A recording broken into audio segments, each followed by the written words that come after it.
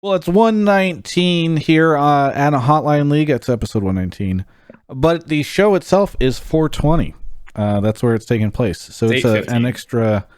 We're going to be baking some cookies on this episode because that's about as wholesome as we are. Anyway, this Nisqy now questioning. That was a bungled ass intro. His decision to come on the show. What do you mean? It's a great intro, all right? Some people have like a standard intro with like music and like a graphic. That's not why people are here, Mark.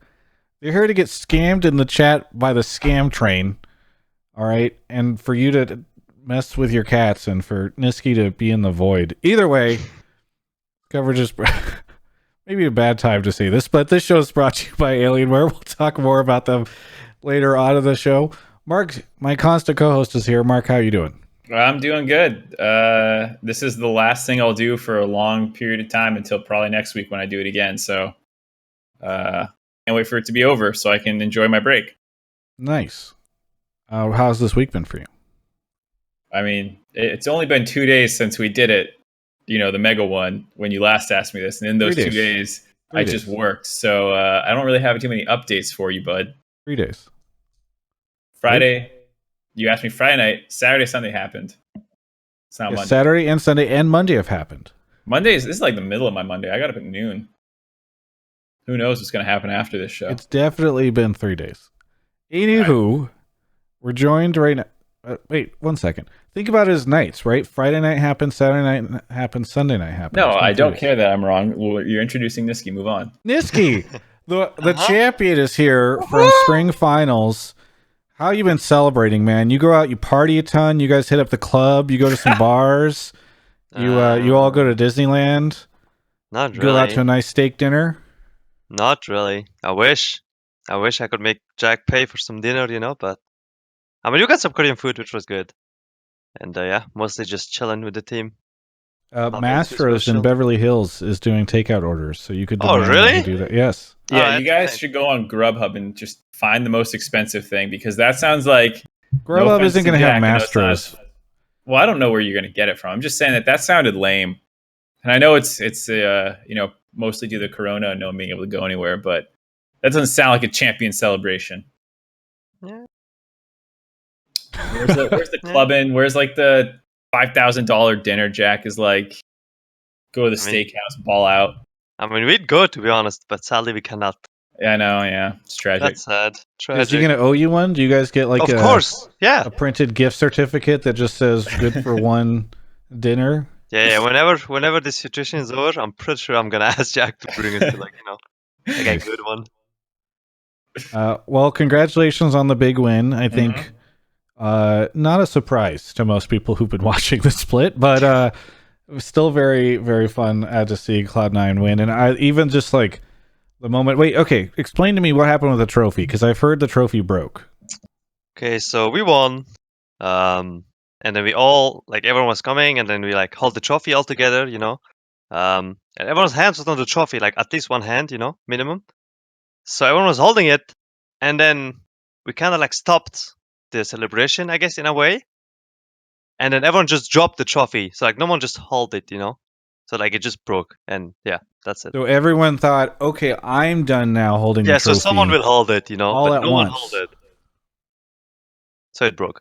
It's like the opposite of that game, where everyone's trying to lower a hoop at the same time. Does anyone know what I'm talking about? No. Okay, forget it. I appreciate that Nisqy just immediately said no, by the way. I didn't want to hear it. I really don't. Shut the fuck up, Mark.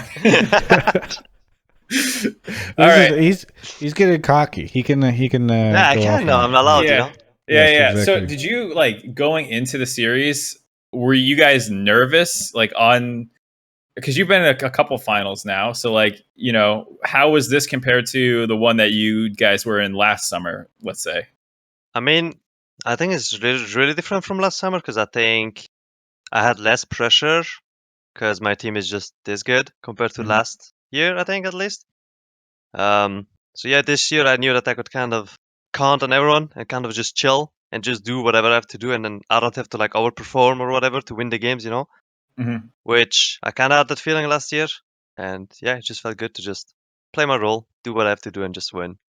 And how about like the whole lack of stadium fans all around you? Did that make it feel less nerve wracking, I guess, or was that not much of a factor last year either? It was mostly about the actual competition. I mean, I usually don't get nervous, even when like on big stage and stuff. I think, for example, even game 3, I was nervous in the first like 5 minutes. I think I missed maybe like 10 or 12 CS in a row. I mean, I don't know if you guys saw it, but no pro view anymore. You're good. true. But like, I mean, I think it didn't really matter for me that we played on stage or like at home or whatever. I would have the same performance, I think, at least. And yeah, I mean, it feels kind of bad that we don't play in an arena, but we don't really have a choice. So still feel good though. All right, I have a question for you that I should have asked yesterday. I interviewed Blabber. All right, theoretical situation. If you had the chance for Team Liquid to be not a dumpster fire this split and instead be like as good as they were last split, but there's a chance, that perhaps they contest you in the finals and maybe they win, but at least you'd have them as like a true rival throughout spring split. Would you rather have them be like as good as they had been and actually a true rival, or do you prefer this world where like you guys literally just got to be like outshine everybody this split? I mean, I'd say it's always nice, I think, to have a team that's good, at least like good enough to beat you. Because I feel like this split, no team was like not even close to beat us, So I think that kind of sucked in a way because it was like less hyped and like everyone knew that we should win if we just play our game, and we also knew that. And yeah, I think it would make it better, I think, for us and for like whatever team or like TL, I guess in this case. Um, yeah, it's always good to have two good teams because then both of them kind of benefit from each other. And I feel like this year or like this split, we didn't benefit from any team. So yeah.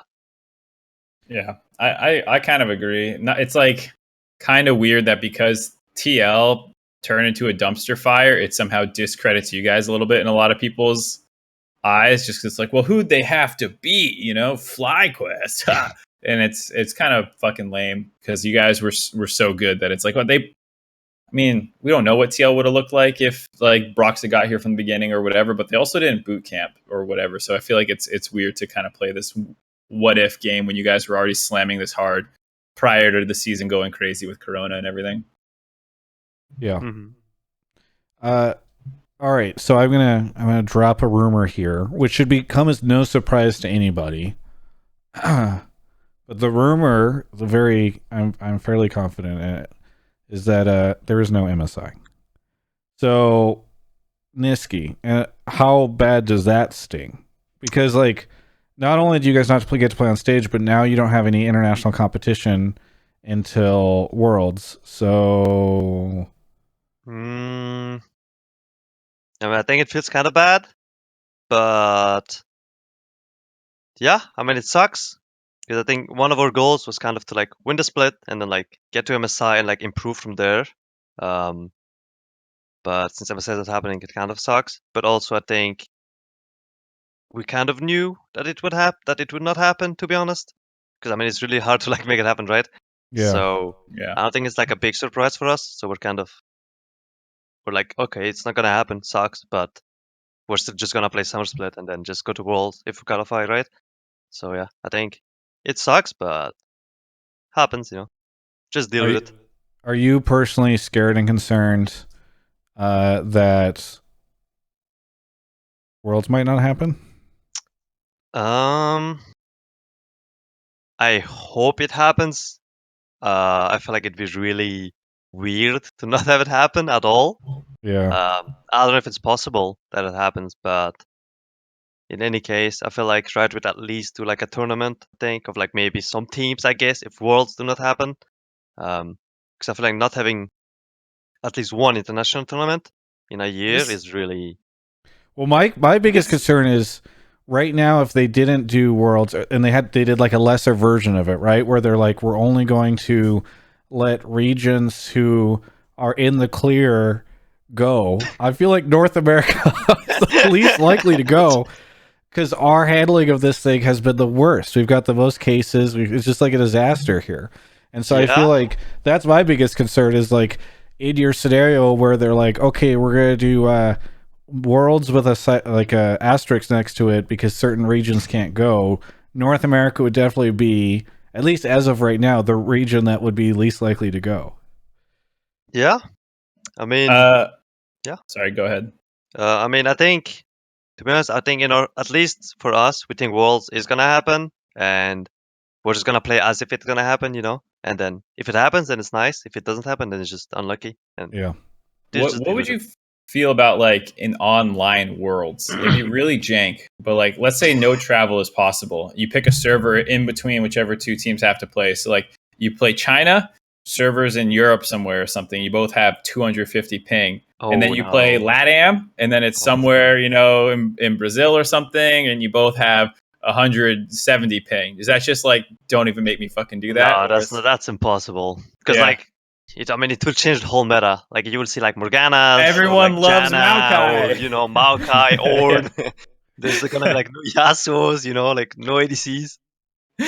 Yeah, I'm just trying to think because like if you can't travel, like is there even a possibility for it? Because we don't even know if travel is really gonna be much of a thing. Just bring them to us, Just bring them to an A. Yes. Again, I'm sure everyone out there really would love to come to North America right now. Maybe they can hold it in New York.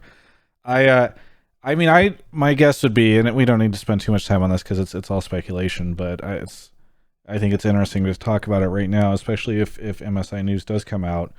Like, my best guess for Worlds right now is best case scenario, no audience.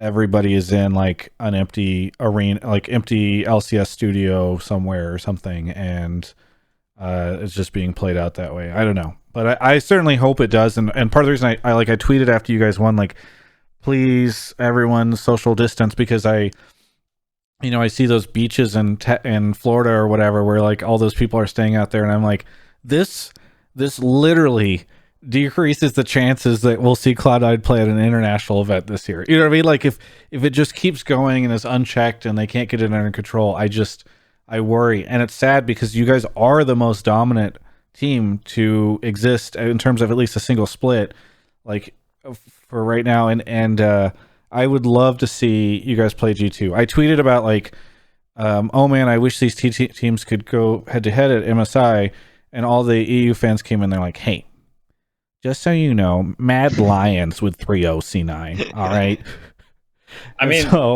Maybe I just like to see how it would go. I'm not even saying like C9 would stomp G2 or something like that, but I just at least having the knowledge of what our stomping.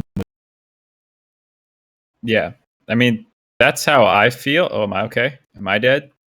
No, you're fine. Oh, okay. I was gonna say the thing is like C9, you guys play so aggressively and so crazy that it's probably been since like 2016 summer TSM that we've had a team like this. I guess spring 2016 CLG was also a little aggressive and stuff, but like it's been 4 years since it feels like we've had a really aggressive team. See, Travis did die. Are you back, Travis? Doesn't look like he's back. I'm watching the stream and we're seemingly fine. He just held a finger up.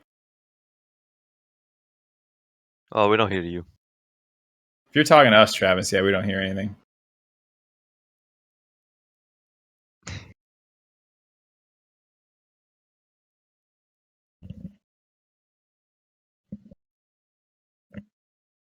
Oh, I just turned the stream on. I can't even hear him on stream.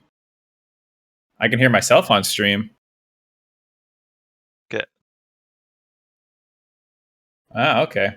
His microphone actually just exploded, I guess. So anyways, I was saying, because apparently stream's fine, that I think I'm sad that this is the most aggressive team we've seen in a long time, since probably 2016, so like 4 years. And there's a chance that we don't get to see you guys play internationally is a huge bummer, because everyone always wants like the aggressive creative teams at international play, not like the grind them out style. Yeah, I do think, at least with our like play style or whatever, I think we should be good against international teams, in my opinion. Because like before, when like a team was good in the A, it's like, oh, they play like, I don't know, for example, TL last year, right?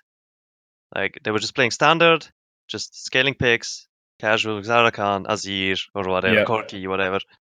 And like nothing was like special about them playing the game, or like as a team, I guess. But I feel like with us, at least, we have like a play style, and we really abuse it really hard. Yeah. So yeah, I just want to see how we do against other teams. Yeah. Me too. I have a number of callers lined up. Yeah. I don't know if Travis Oh, feels. Hello. You can hear me. Hello. Oh, he's back. Yes. Sorry. I think it's the Go XLR device that I use. Sometimes it just goes weird. Anyway. Yeah. Do you want me to start grabbing callers? Yes, we should. All right. So if you guys have not seen the show before, this is a live call-in show, so you'll actually be able to get to talk to Nisqy. To do that, I'm spamming the Discord and the Twitch chat. Go ahead and join up there. Once you join Discord, you're going to go and hop into one of the Pleb Calls voice channels. And then in the text channel above it, you're going to type in whatever it is that you want to talk to him about, what you want to ask him, run by him. If it's interesting, I will pull you from your voice channel into the waiting room voice channel where you'll hang out until it's your turn to go. I'll hop in, do a quick mic check, make sure everything's working, and then you'll be on air just after that. I just found out that I shouldn't. If that clip of me talking about MSI goes to Reddit, I get the feeling it'll just get deleted. Are you officially like shadow like whatever? No, I'm not shadow banned. It's just like they don't unless I have an editor. That's what they've said, is that I need to. They didn't say it to me, but to like multiple people message them, and then those people just message me. And the Reddit mods have said if I don't have an editor, I can't go on the subreddit. So I need to find like wait, what do you mean? I'm your editor in chief. You run everything by me. I do a good job checking it. What do they mean? Yeah, it's true actually. Maybe they just don't know that. Maybe they don't know that you are the editor in chief. You should just make sure to put that in, that I'm the editor in chief of Travis Gafford Industries, because it's not like any of these other editors in chief for these fucking websites are probably doing anything significant. So yeah, just put me down, and then what are they going to say? You're the editor in chief. I'm the editor in chief. I don't even need to just put you down because you are. Maybe it's the misconception that the Reddit mods have, is that you are. They don't know you're the editor in chief. Yeah, that's the thing. You got to update your website. Okay. Yeah, I'll go update travisgafford.com. All right, I'm going to get the first caller. All right. All right. Nisqy, what did you do yesterday after? Because I was joking with Santorin about how surreal it must be, because normally everybody's in a different city and there's like an after party and people all go out to dinner, and it's like it must be really weird for you guys then to just like walk to the kitchen, get some water, and like open up Valorant or something like that. You know what I mean? Like, cool, we just won spring. I guess I'm gonna make a peanut butter sandwich. I mean, to be honest, we did nothing special. We just ate together, and then I don't even know what we did. We did interviews till like 9, I think. We had interviews till like 9. So, yeah, we're just watching videos together, I guess. Yeah. YouTube or whatever we're watching. I don't remember. Well, noted. Oh, interview with Sharks. Oh, we did that. Yeah, actually. You guys did that. Noted Travis Gafford moderator Danny Grimm is here. Danny Grimm, where are you calling from? I'm calling from Redmond, Washington. Redmond, Washington. How are you doing in Redmond? As good as you can do these days. Yep. I need to stop asking that question because everybody just has the same answer, and it's everyone's never like, I'm fucking depressed. Yeah, exactly. Everybody's low-key depressed. Yeah. Well, what do you want to talk about, Danny? So this is probably going to be a softball for Nisqy, but my hot take is that C9 are going to be uncontested in summer again, and are probably going to slam even harder than they did this split. And the reason why I think that is because going into spring, we had a few teams in mind that could be strong, and one of those was TSM, the other one was Liquid. So Liquid are having rumors of Doublelift leaving, and even if he doesn't leave, that's not a good sign. So I'm guessing Liquid is out of contention. TSM didn't get their shit together the entire split, and I honestly, unless they change something drastic, I don't see it changing for summer. I'm still guessing they're going to be inconsistent. So that's that. And then the other teams, I would look at the top teams in playoffs, and they are all just worse teamwork and not as good player. If you go role by role, they're just not. It doesn't add up. So I'm assuming with the mix-ups happening towards summer, that some teams are actually going to get worse, and I'm assuming also C9 is not going to stay in place and like remain at this level. Hopefully they'll get even better. So I'm assuming that they're just going to slam even harder. So that's my take. Nisqy, you want to start us off with? Sure. I mean, I think that can be true, but I think that can also be harder. I think because, for example, like if like this virus thing was not happening, then we usually like boot camp in Korea. But for example, right now we cannot do that. And usually when we go to Korea, then we get better as a team and even like individually because the solo queue is just 100 times better than NA solo queue. But I feel like if the other teams do not change the way they play or there's no like roster changes or anything, then I agree that we will still probably stomp them, in my opinion, just because our playstyle is just way different than theirs. But I do think that, for example, TSM or TL would probably kind of adapt to the way we play or like other teams play, because if they play the same way they did the split, they would probably lose again. So they would probably have to change something. And I think they've way more time right now because they already played a split together. And then usually teams need a little bit more time if they're bad, right? To like click together. Because for example, I thought TSM would be good, but then they were really bad for some reason. So yeah, I think it will depend on the teams, and also I think if for the rumor of like, for example, TSM double lift, I think if that happens, then TSM should be a good team, right? Contend us, in my opinion, at least. So I have a question about that. Myself and I think a lot of other people would be like, okay, after they beat you guys in regular season and they had a pretty hot streak, everyone's like, this will be the number 2 team. Hopefully with this, they can contest C9. Clearly that didn't happen. They were pretty underwhelming after that. What do you think their problems were? And how much of that do you think would be solved by double lift? Not necessarily just because, Kabe sucks, but like they needed a lane to play around and it didn't work with top lane, or like what was your diagnosis, I guess, of TSM seeing them come short? I mean, when we played against TSM, or when I saw play them, I thought that when they had a clear plan and like they had a comp where like they all knew what to do in the game, then they're actually not that bad. Or like they were actually pretty good. Like, for example, when we play against them and we lost, they had like a team fight comp where they just all press R and then they win team fights, right? And I feel like they changed into that playstyle where like they play Pantheon Talia or whatever, and they play Kale top for some reason, like a split push top. But like I feel like if they won a game against us by playing full team fight, they should just stick to that thing where like it worked against us. So why would the team change from it, right? But I don't know. Like they just play random shit. Like Björk started playing tanks mid for some reason when everyone was playing majors already. Like just their read on the meta was really weird, I think, and just the way they played the game was just really wrong. So it sounds like the double lift would not be a huge solution. No, I mean, it'd just be like more of an upside chance of them to be good. I mean, I think double lift will not solve TSM's issue. That's my take, at least. Yeah. So it sounds like unless a team really steps up, the biggest thing threatening your guys' reign and summer split would be yourselves and getting complacent or getting worse. Yeah. Well, but I don't know. So Danny's take is that C9 will stomp even harder. I kind of think like C9 might stomp, but maybe less. Nisqy, would you say it'll be harder?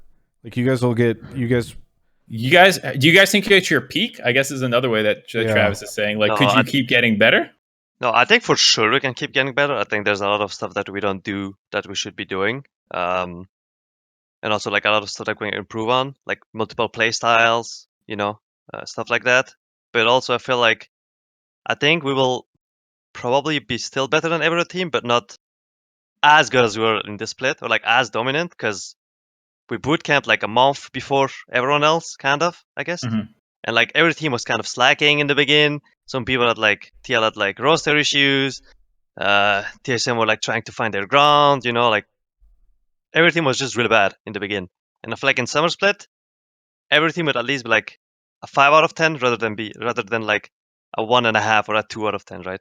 Yeah, So- it's easier to Yeah. get from 2.5 to 5 as well than it is for you to get from 9 to 10 or whatever. Yeah. Right. Yeah. So that's my take. Is like I just feel as though C9 will probably still win summer, and you guys will look great. But I think there's a chance you drop more games? Like probably. I think FlyQuest started to get a lot better towards the end with their roster move, and I feel like they could become real contenders. I mean, even in finals, it looked pretty stompy, but like there was a game where they could have. I forget if it was the second. There was one where First I felt game. like they could have. Yeah.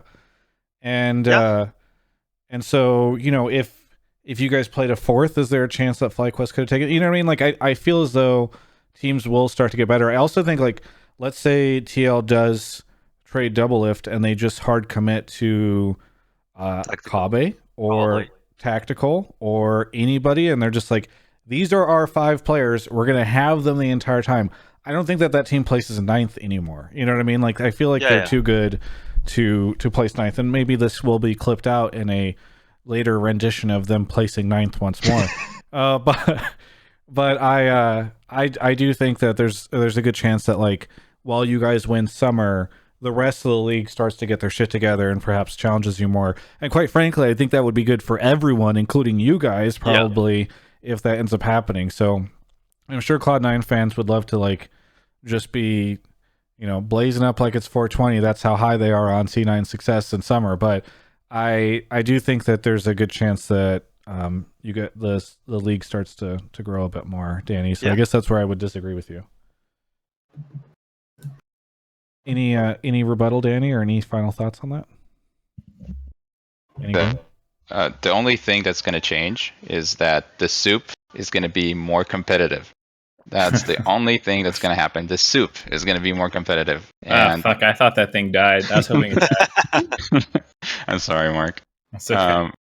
And beyond that, I think just the ceiling of Cloud9, the current Cloud9, is way above any other existing team in the league. And until I see any team, and I just can't think of an example, but until I see a team that has like a really high ceiling, because like FlyQuest is not the case of a high ceiling. I think they were playing pretty good and not too far away from their potential. And so I just don't. I think Cloud9 is going to keep getting better, and they are going to be good with more competition, but they're still going to slam everybody. It's just all right. It is what it is. This is a small tangent. Nisqy, what's that one pocket pick that you're convinced you're a god at, but your team won't let you play? Every mid laner has one. Like, and you're saying that like, oh, there's some play styles we still need to master. Is it like you're a closet Xerath king? Like I wanted to play Akali this week, and they didn't allow me. For example, Akali. That sounds like you. Like, what's the new play style one that like you're low key the best Lulu mid, but your team is like, no. I'm not playing supportive champs. Please stop. All right. Well, what about like Xerath or like a poke mage or some like weird thing? Like I mean, I think if there's something that, for example, we have to improve on, I think is like, for example, swapping lanes, where like I go top and then Eric goes mid. Okay, yeah. I think that's one of the big things. Well, yeah. What if, like, I don't what want if to you play let your mid, ADC play mid and you went ADC? Yeah, and I go bot. I mean, we did that in a scrim and we won. So what, you ran Syndra bot or something? And you just went down there? No, we had like, I don't remember. I think it was like Yasuo or something, and I went bot, and then Sven played an ADC mid. Actually, I think Eric went mid, and then Sven went top, and then I went bot. What the That's fuck? how bored you guys got at scrims? No, I mean, it was a good draft. We had to do it with the draft we got. So okay. Okay. It'd be sick to see you guys start doing that in summer. I would love to see that. I mean, maybe. Yeah. Okay. All right. Thanks, Danny. Any shout outs? Anything you want to say? Thanks for having me on the show. Have a good night. Yeah, have a good one. All right. On to the next caller. Some shout outs. Aldor, I don't know if you're still here, but you gifted 5 subs and I saw it immediately, but I didn't want to disrupt the show. So thank you for that. Very generous of you. Alex B4743, thank you for the prime. So many things. Thank you for the prime. Fiery Nimbus. Ateo Rachel for 2 whole years. Thank you for being a sub. Someday maybe we'll even meet. Nimbus is here. Wait, Nimbus, did you sub just a second ago? No. I did. Oh, you did. That's the only reason we picked him, remember? Because we're exactly. I let my editor-in-chief pick based off of subs. Nimbus, where are you calling from? I am calling from Birmingham, Alabama. Birmingham. How's it going in Alabama? It's pretty quiet. Everyone's still doing their lockdown stuff like everywhere else, but I don't think it's as bad here as it is everywhere else. Well, I've heard that from some of the southern states. What do you want to talk about on the show? So my topic is that Nisqy got robbed of Spring Split MVP, and that Blabber should etch Nisqy's name in on the trophy next to him, and they become co-MVPs.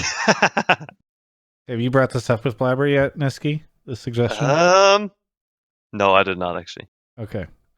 Yeah, steal it from him one night and get the little chisel out, and I actually don't even know what it says on the trophy. I have no idea. You have no idea, because you haven't had it yet. That's why. All right. Man, I hate you actually. Okay, but do you feel okay, Nisqy? You look at, and I should say, by the way, I voted you number one in the MVP thing. You can go look at the spreadsheet. All right, that's why you agreed to come on the show. Mm-hmm. Mark, you're making a face. Did you not? Mark, what? Where are we going with this? I heard you were one vote away from MVP, so it would be wild if Mark didn't. No, I'm just kidding. But do you when you look at the stuff and you see like, okay, Svenskeren got it. Okay, now Blabber got it. Okay, what's the common factor here? I mean, do you feel like you deserved it? I don't know. How does that work for you? I mean, I won't say I deserved it. I think Blabber had fucking best split of his life. I mean, it's his first split, and he has the best split of like any other jungler that was in NA, so it makes sense, I think. But also, I think it's like our team was this good, so it's like everyone looks really good as well. And I wouldn't be surprised if like even Vulcan got it, or if Sven got it. I think anyone could have got it. I mean, Sven just said in chat, "That's right, you didn't deserve it. I did." Shut the fuck up, Sven. But yeah, I think Blabber kind of deserved it in a way, but I thought that the vote should have been closer. But yeah, I guess people just don't think I'm MVP worthy yet, so it's fine. What's the non-humble Nisqy say? Like the voice in the back of your head. No. That was a good PR answer, but I'm wondering what like you get Nisqy drunk and you're like, why didn't you get the MVP? What does he say? No, I mean, to be honest, I thought I'd be closer to get MVP. Because like last summer split, like I thought I played really good as well, and I feel like I was not even like close at all. And like this summer split as well, I was not even close, like at all, kind of, I guess. But I mean, I guess I make my junglers just look insane. So I mean, well, and that's what I was going to ask too. Do you worry that it's something with your playstyle where? Oh, I just noticed we hit exactly 67,000 followers. Do you worry that it's something to do with your playstyle where? You're inherently just the way you play the game is going to make your junglers look great and perhaps de-emphasize you on the team, even if you still have some standout performances. I mean, I don't think that's right. I think, for example, last summer split, I didn't play any, like I wasn't playing just pushing mids and just roaming, kinda. I was playing the carries, I was playing Yasuo, Aurelia, Kiana, and it was kind of the same. And I feel like this year, I play more the style of like helping my jungler, I guess, or like being good at mid jungle because that's how the game works. And also I'm snowballing my side lanes with Blabber. So I guess it makes sense. But also I think I also play I play Yasuo, I play Kiana, I play the melees, the carries, the mages, like a Zoe, Yeah, So. I think it does play a little bit into it because I thought you had a lot better of a split this split. But it was when you were more roam heavy and it felt like more willing to set other people up, Mm-hmm.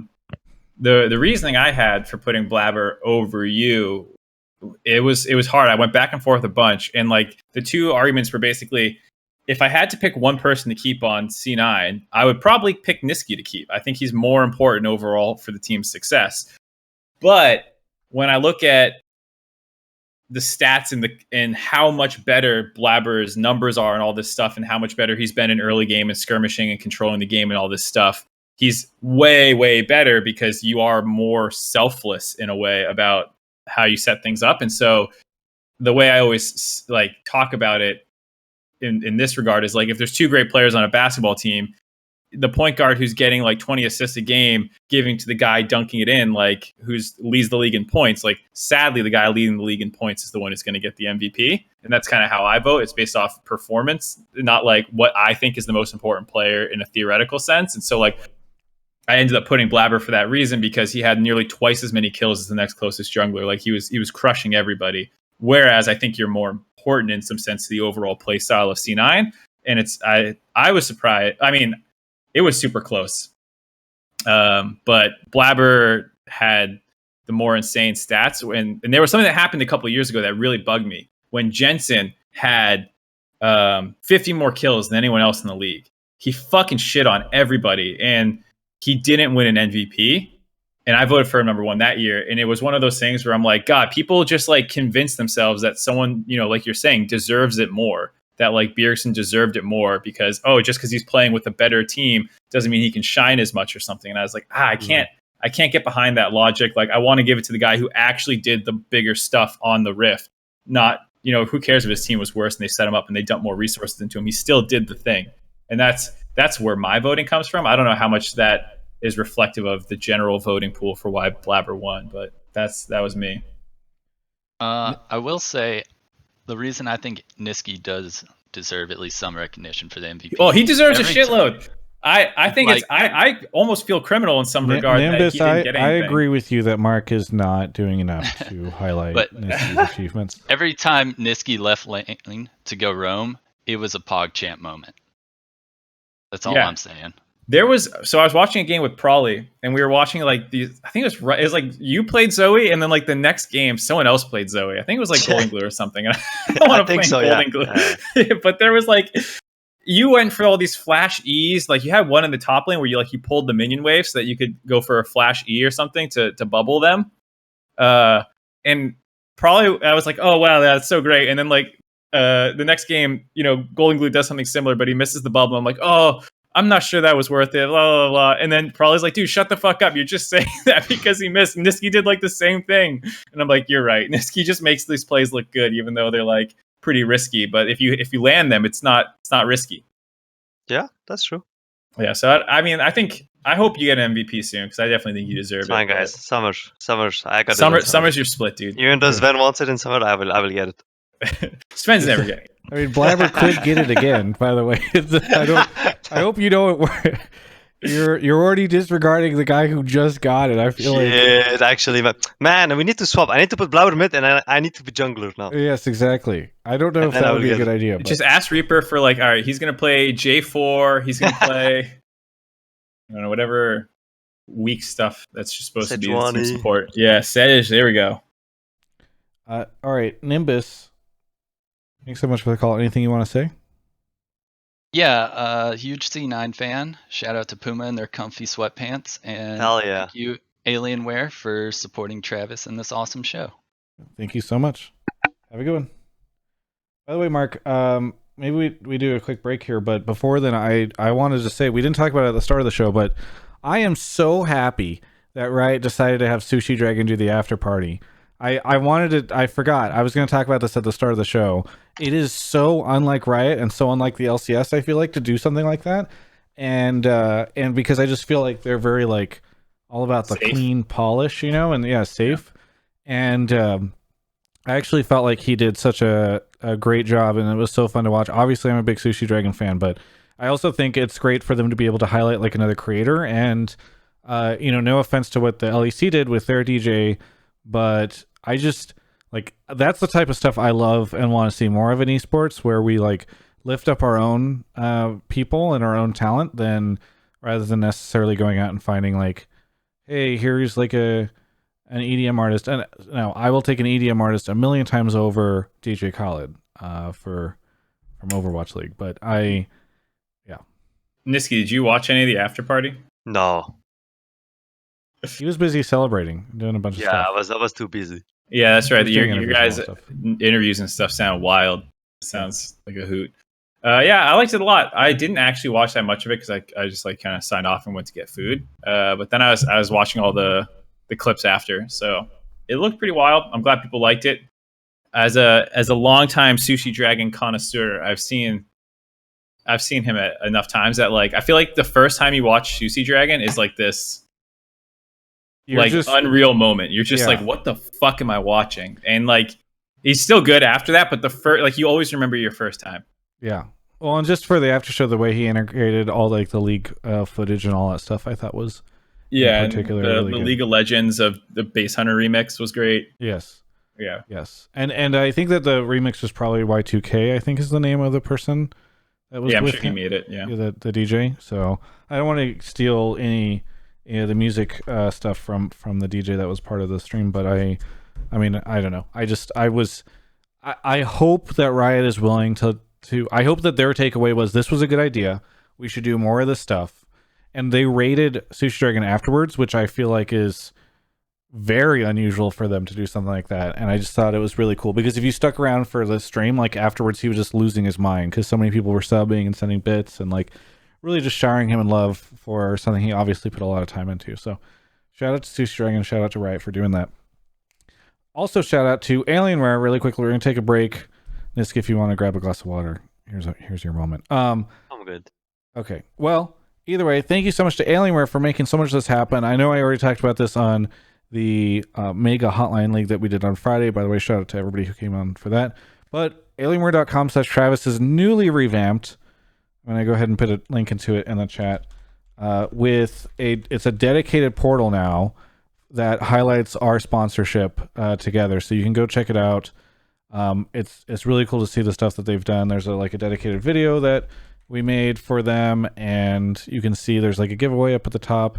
Highlights a lot of the gear that I personally use. There's a picture of Mark's cat kind of hidden on one of those screens if you want to see that. And then we have our dedicated code now, Travis 10 off whenever you go there. So it's Riot has had this for a little bit. I've been a little jealous of it. So now we have a dedicated page. Go check it out. Go see my face on the Alienware website. I think it's kind of cool. And by the way, we are still giving away Hextech chests at Alienware Arena. So I just said alienware.com/Travis. Alienwarearena.com/Travis. You can, if you're in the US, I think it's just the US. It might include Canada, but you can sign up. They're giving away 3,000 Hextech chests. Like not just a giveaway where you sign up and then you might win. If you have not signed up for Alienware Arena before, you can sign up now for the very first time and immediately get a Hextech chest given to you. So alienwarearena.com/Travis. Still have more that we're giving out. Not everybody has claimed them yet. So go do that literally right now. You can get a Hextech chest. And signing up actually does help me. So alienwarearena.com/Travis. They bought a ton of those things from Riot. And yeah. I don't know. Has anybody tried it yet? Have they gotten a key with it? I think you probably get a key with it. So, but I'm not entirely sure. So go check it out. I believe it should. Danny Grimm linked this. I just want to make sure that it's working. Yep. Danny Grimm just put the link in the chat because he's a great mod. Go check it out. Anywho, thanks, Alienware. Back to the. All right. I think did your mic just cut out again, Travis? It did, I think. Yep. Oh, God damn it. I was about to say, during that break, I was going to check the voting from last split.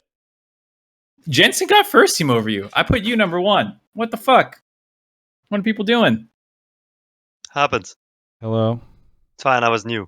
You're one split behind everything you deserve. That's what it is. You should have had first. You should have been MVP this split.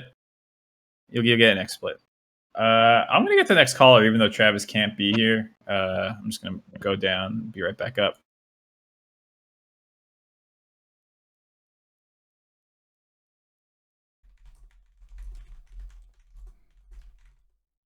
All right. Jensen is better than Nisqy. Yeah? I mean, Jensen was pretty good last summer, so. We want a cat for Kobe. Yes, hashtag cat for Kobe. No. All right, I'm back. All right, nice. I was alone here. Yeah, sorry. I know. I was just like, I just keep the show going. Hello. All right, so we got Ham joining us. Ham, where are you calling from? The Bay Area, Mountain View, California. Nice. And Travis would have asked, how's it going there? Well, everyone else is on lockdown, but I'm like an essential business, so I'm just enjoying no traffic. Yeah. So you still have to go in for work? Yeah. So I work in biotech, and we're not doing stuff related to COVID, but we have like animals and stuff that we have to take care of. So. Oh, okay. So you have like things you actually you have to go in. Okay. Yeah. So what was I'm your back. Oh, nice. We don't need you. I'm doing fine. Okay. Continue on, Mark. What was your topic, Ham? Right. So my hot take was that the addition of Rainover to the coaching staff was like the secret ingredient, Blabber popping. And just more generally, like C9 has like their coaching staff is miles ahead of anyone else in the LCS, and that's why they had such a commanding performance. Probably why, like Danny said, continue this performance. I've never seen Nisqy to a caller get a finger up. Yeah. I mean, This is it. I'm excited to see what Nisqy has to say. I mean, okay. This. I mean, Yes, Rainover I'd like to hear what Nisqy has to say about Rainover as a coach. Okay. I mean, Rainover did work with Blabber last year. But this year, Rainover worked only with the academy team, at least for the spring split. So I don't think he had that much interaction with Blabber. Maybe he did, but I don't think so. So How much of it was what he learned last split when he was? I mean, working maybe with Rainover I more? mean, last year he talked a lot to Blabber, so I guess it helped him a lot. Maybe. If that's what you're asking. Yeah. So who are like the main coaches? Because it's Okay. Reaper and Rapid Star, the two that the main two. Okay, we have Reaper, we have West, and we have Rapid. Right. West Rice moved up. That's right. So we have like 3 coaches. Yeah. I don't want to like pick apart your coaching tree and like, give away any secret sauce, but what is it like working with them? Who's doing what? What are scrims kind of like? Is it like Reaper runs it and then they talk to you after? Or like, what is it like being a C9 player with the coaching staff? Because they do get a lot of credit. I mean, this split, I think we did things differently, which was really good. So Westrise kind of focuses a lot on draft with the help of Reaper, I guess, in a way, where like he organizes our champion pool and mid team's champion pool, and like what do we need to ban for this champion or blah blah, like just more drafting, and then also kind of is our personal coach, I guess. After the games, he kind of comes, he's like, oh, maybe you should have done this on side lane, like he gives tips, I guess. And then usually we end our scrim. We were all together and we just start talking about the game. I guess we're just watching the game. And then when we see an issue, anyone can just jump in. It's not like Reaper is kind of easing the conversations between players this split, which helps the players a lot, I think. Kind of communicating or like saying what they think, or if someone fucked up, then they will say it, but like with no feelings. So I think that helped us a lot. And I think that's why we're also this good. So I think that's how it is. So it was a little bit less like top down, where like you're being told stuff, and it's more like everyone's working together. Yeah, I mean, he gives suggestions, or like if we actually argue about it, then he gives his opinion, and then we kind of all agree on one point that we do next time, and yeah, that's how we move forward. It's good. It's interesting.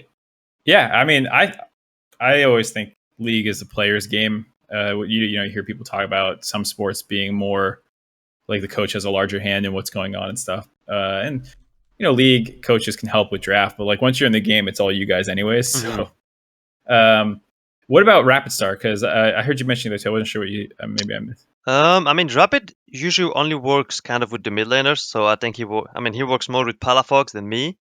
So he's the reason you're not an MVP yet. He's the reason he made first team this split. You mean? I mean, last year he worked with me a lot, which helped me like really improve on like my communication, my way of like freezing lane or whatever. Like a lot of stuff of like his experience that he taught me, which was really helpful.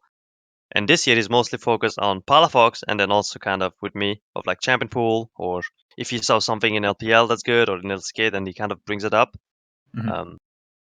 So yeah, that's pretty much it.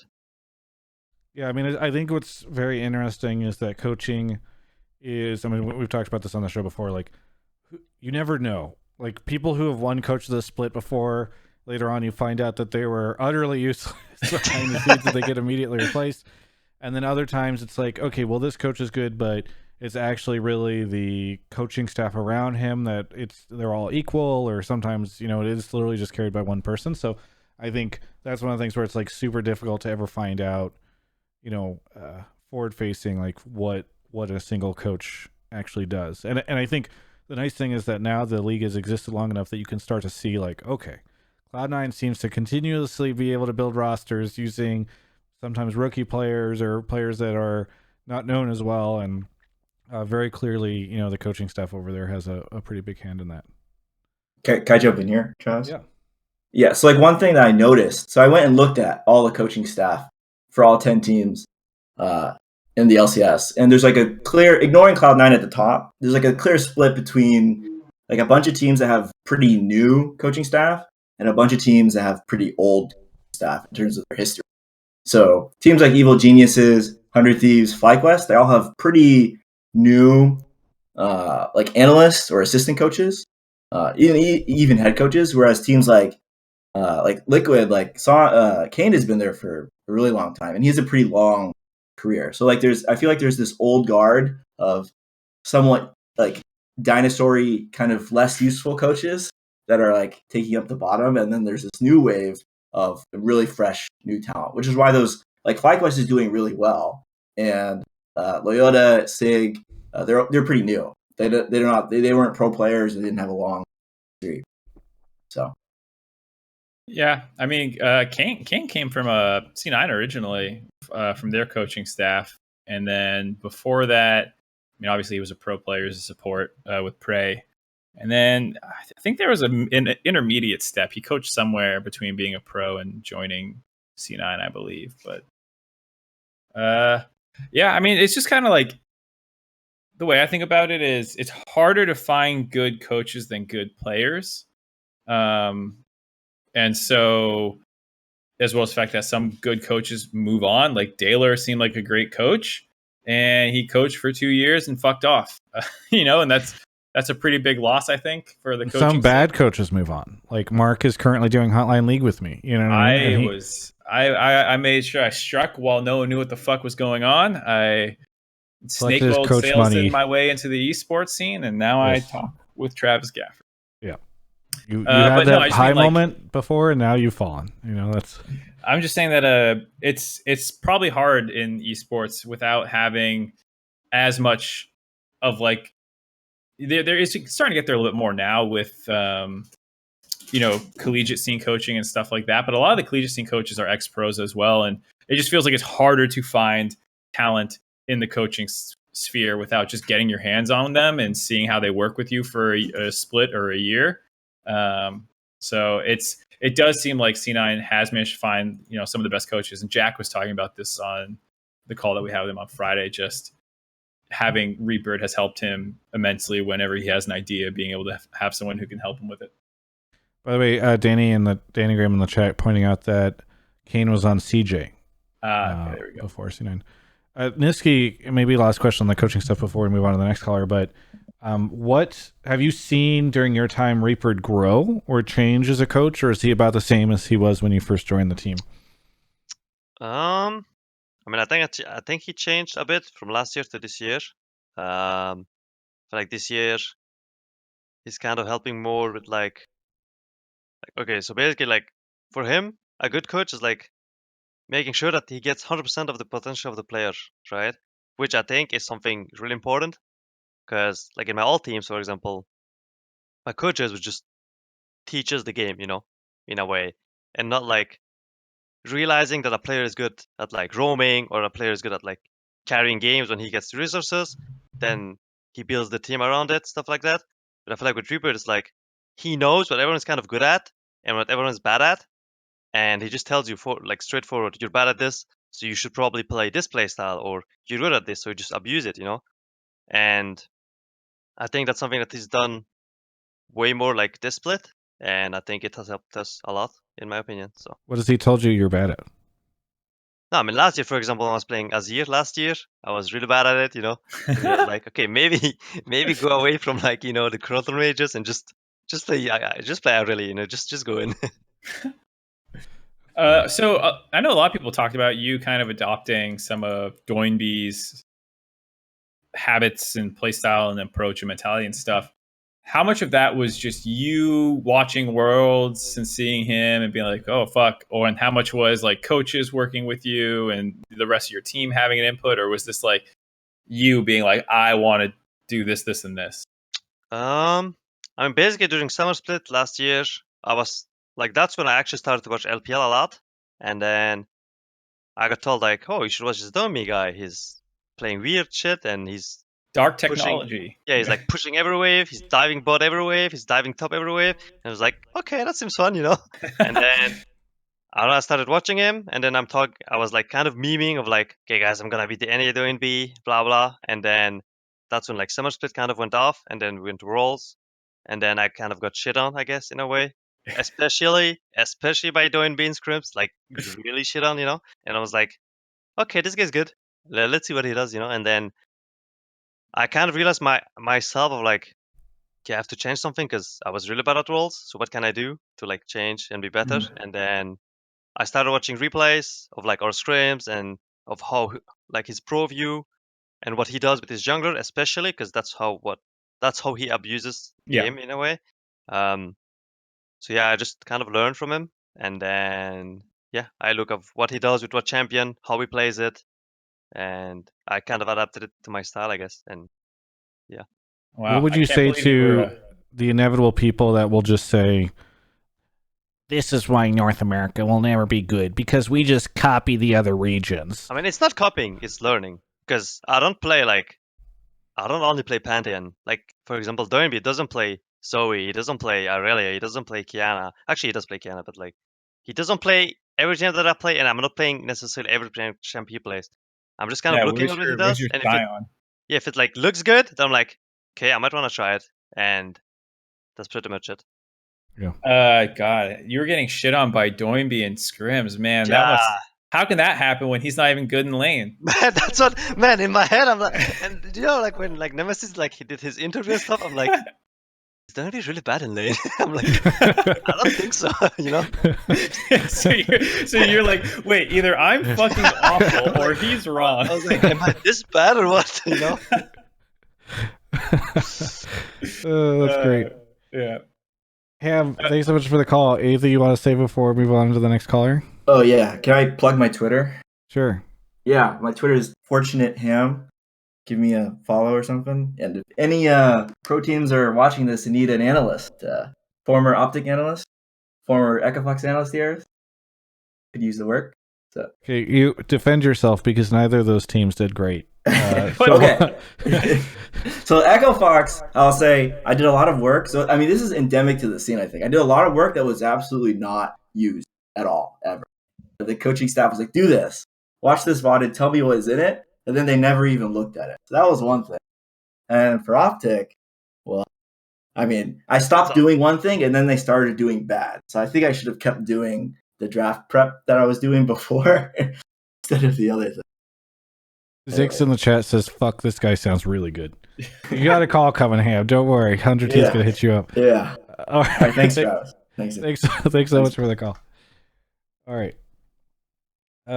Moving on to the next caller. That guy might be 100 Thieves next split. Yeah. 100 Thieves. The gap is going to close when 100 Thieves gets our analyst friend there, Ham. Long just resub for 2 months. I'm not going to say your full name. John G365, thank you for the 11 months. Gabarino, St. Louis Slayer 24, Quiblo, thank you for the 2 months. Oh, St. Louis Slayer for the 22 months. Snarf 09 or 051 and Kyle 0808 with the tier 2 for 27 months and the 5 gifted subs. T Swift 76, thanks for the prime. TSM Superfan is here. TSM Superfan, where are you calling from? Calling from Toronto, Ontario. Okay. Is your take related to TSM? I mean, I put 2, but I think I got picked for the C9 one. Yeah. Okay. My take is C9 won't be considered a good team unless they do well against international competition. I really hoped your take was, my take is C9 won't do as well next split if TSM gets double lift. No, like, that's whoa, okay. No. What? So let me ask you this just real quick before we dive into it, TSM Superfan. Would you ever say TSM was good then? I mean, okay, this might sound biased. No, well, this season, no, because obviously with No, I don't mean this season. I mean ever. like us 20, because again, like my definition of like a good team is like them being able to do well, internationally, and Exactly. even like 2016. There's two examples that I thought it was 2016 summer TSM and then 2016 spring CLG, where they won spring and then went to MSI/Worlds. TSM didn't get a surprise. I believe they like rolled over. Was it Samsung at the time? And then they had one game against Samsung, that they won, and one that they lost. One is better than zero, right? And then CLG, MSI, they beat RNG, SKT, and then they made it to finals. So, yeah. Wait, what? No, the CLG team, you mean? Sorry. Yeah, the CLG. Yeah, he said CLG. Yeah. So I was asking about TSM. So TSM never did anything, so they were never good, right? That was the conclusion that we reached. I mean, as a TSM super fan, like I've been a fan since like forever, and like definitely, they've never. I'm just good. All I'm doing is try to find the same measuring stick that we're using for C9. If you want to say C9 is not a good team until they do anything, I'm right there with you, dude. I mean, I think they're a great team right now. They crush domestic. They're the best team we've ever seen in North America. Sure. But I can't wait to see them in international, like you're saying. But if that doesn't make them good, well, then there's only one or two good teams North America's ever had by that metric.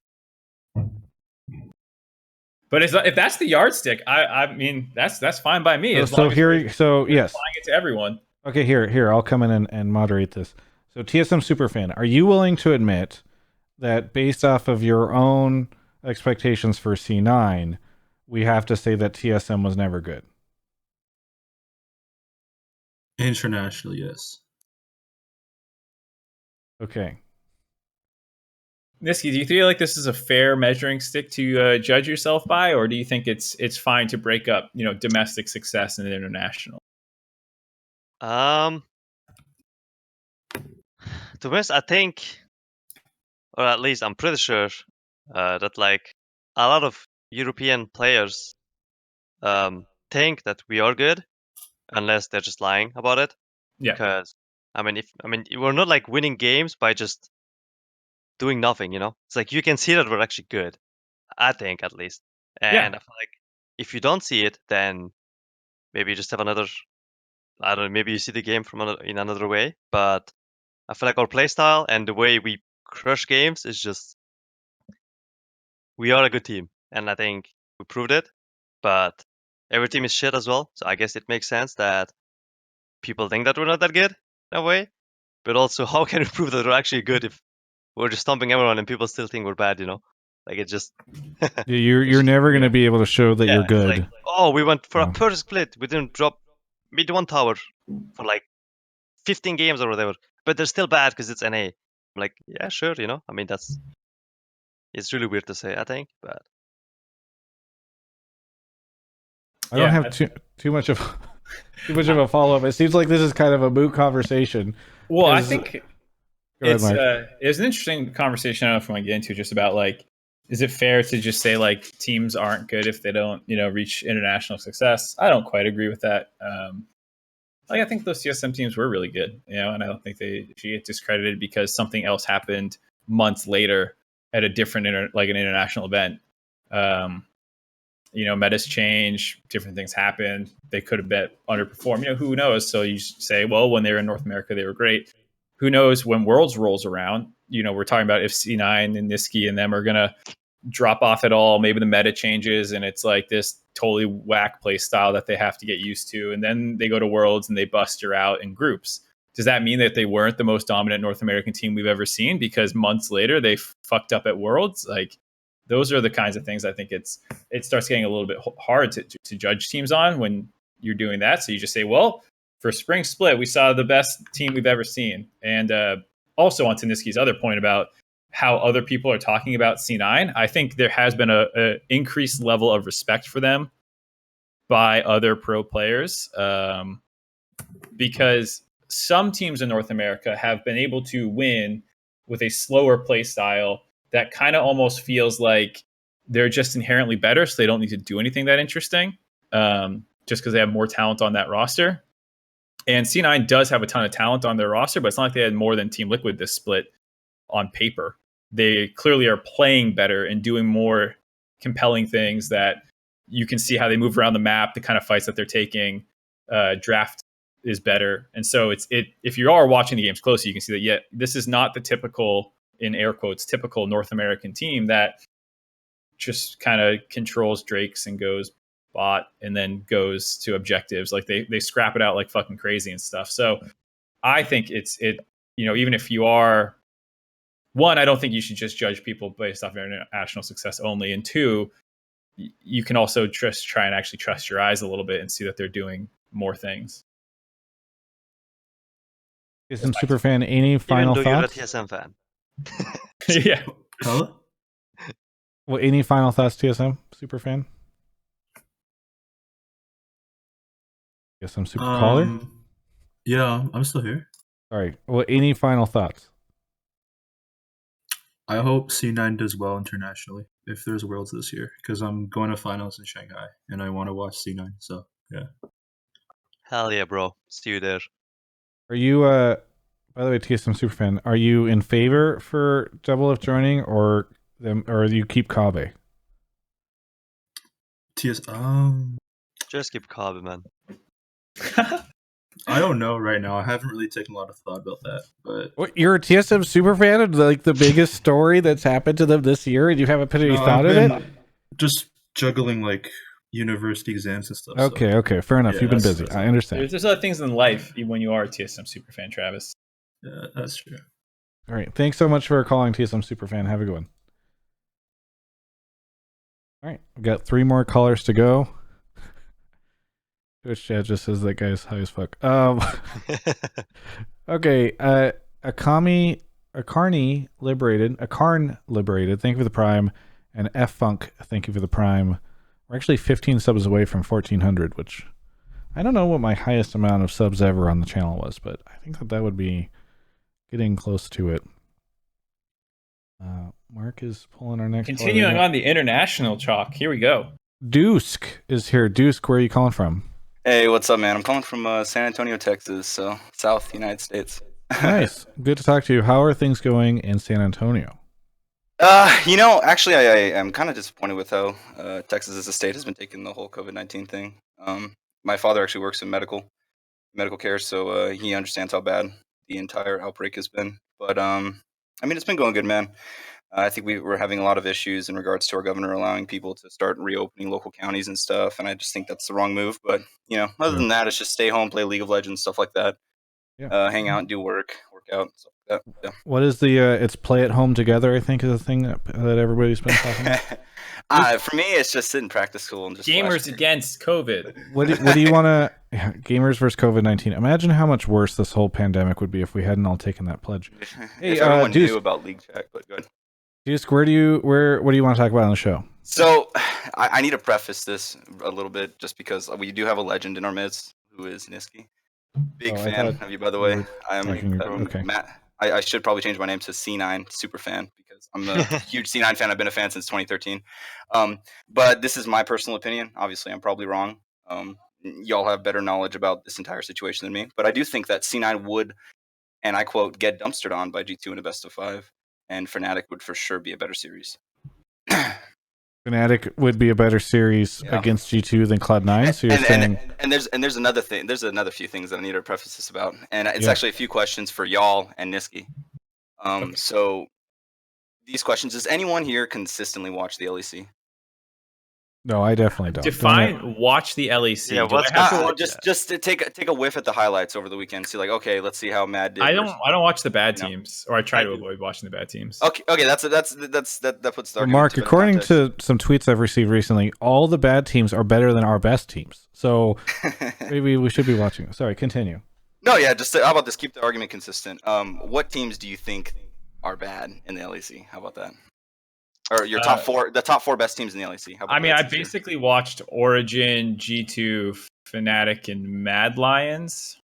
Okay, I'd agree with that, 100%. Yeah, I think those are the only 4 I cared about, really. Yeah, so if I had to rank C9 amongst those 4 teams, I'd probably put C9 second. With Wait, G2 you just said that one. Fnatic would be a better series. I think it would be a better series, but he means like more competitive. Yeah, exactly. Yeah. Because he says G2 would just slap C9. Okay. Yeah, I think I don't. How about this? There's a lot of like details you have to go through with in saying that kind of statement. I think that if C9 played G2, I think it would be either a 3-1 or on the best day a 3-2 series. Now, if C9 played Fnatic, I think that C9 would beat. You just said dumpstered, and then you said 3-1 or 3-2. I said on the best day 3-2. Isn't that a good way to put it? On the best day. I know what you're saying. There's a range. Okay. Yeah, there's definitely a range, but like I definitely would think that Cloud9 performs better and plays more consistently than Fnatic does, but they're not quite at the area where G2 is. And like I said, let me like preface this in the sense of does G2 play right consistently? Now, didn't they just have to go through the losers bracket? Well, let me put this like right now. G2 is technically kind of handicapping themselves this spring split. Like this is actually a good question for Nisqy. Have you yourself played against Caps and Perks like in lane? Yeah. Who did you find to be the harder laner? He played in EU. Well, I know he did. Yeah, I know, but like just making sure. I mean, Caps is the better laner. Absolutely. Okay. Yeah, and I can agree with that. But like, you got to understand that right now G2 is trying to go through this whole entire like champion pool, expand like player knowledge and stuff like that.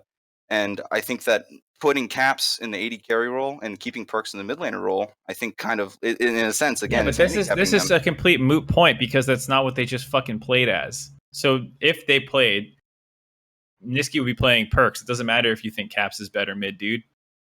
Right? Well, yeah, Nisqy would be playing Perks, but we don't know if G2 has that whole like put Caps in the mid lane, Perks in the AD carry. You know? Yeah, they could always do that. Pocket. They could always do that for sure, and that's why again like you need to take into context like also meta too. Like if the meta that we had around Worlds last year came back around, I don't know how good Sven would do against like maybe a Perks in that same bot lane. You know what I mean? I don't know. Sure, but again, that was last year. So let's talk about what happened just this week. Okay, yeah, I thought this is what we were going to talk about. All right, let me take over for a second here. No, yeah, go ahead. All right. My question for Nisqy is, how much G2 have you watched this split? Because I don't know if you answered. I talked over you. I mean, I watched a lot of G2, not against bad teams, but just kind of against top teams. So how do you guys feel like you would match up given the current meta and, you know, Caps is in the bot lane, Perks is mid? If it's this meta, I think we have our chances, in my opinion. Because I think this meta really kind of benefits when you play really aggressive. And yeah, I think we'd have our chances. Even though G2's... Oh, go ahead. Sorry, finish your thought. I think G2 is a good team.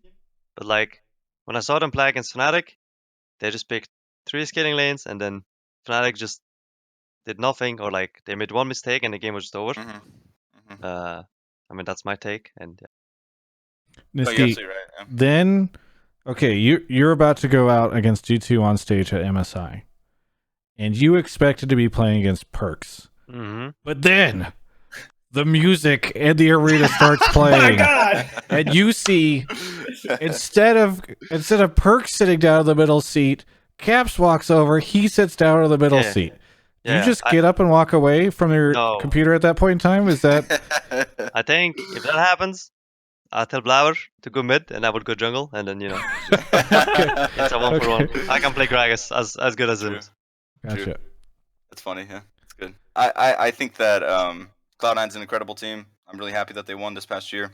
I just feel like there's a ceiling that they haven't hit yet, which I hope they do hit. I think this is the best iteration of C9.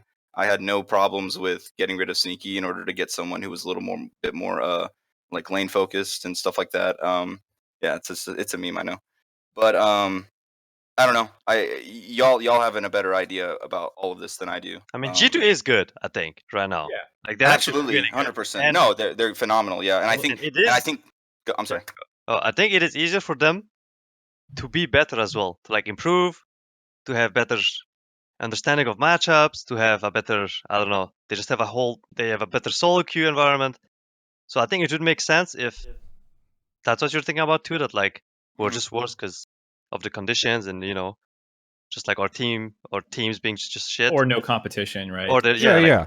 I mean, even if you just said like this was a team that was in the World Finals last year, North America might be a little arrogant to think that at the moment we've developed a really good team that we could somehow beat them. Like I think that's an acceptable take. And I think that those are angles that you could work this conversation on. Because ultimately, I agree with the caller a little bit. I don't know about dumpster, but I think G2 would win.